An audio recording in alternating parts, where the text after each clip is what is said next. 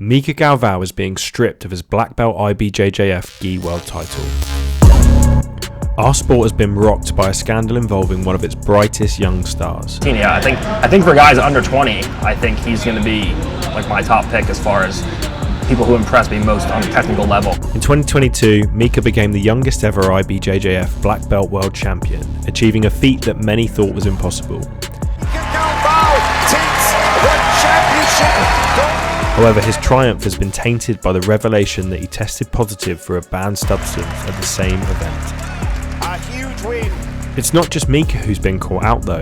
A number of other high-profile athletes that also failed drug tests at recent IBJJF events, including the likes of Cyborg, Wagner Rocha, Henrique Sissoni, Jonatas Gracie and Igor Feliz. All of these athletes have received 3-year bans from IBJJF events, but it's worth noting they'll still be competing in other events such as ADCC and grappling industries. What's particularly interesting about the situation is the sheer number of athletes who have tested positive for banned substances recently, as well as the increased frequency of testing. In the past, it was only the winner of a competition who would be tested, but now the other podium finishers are also being checked. It's also become apparent that some athletes are avoiding tests altogether, either by missing medal ceremonies or refusing to take tests when they're asked to. And now for the first time ever, we're seeing USADA utilise out-of-competition testing months after the event, which is how the majority of these athletes have been caught.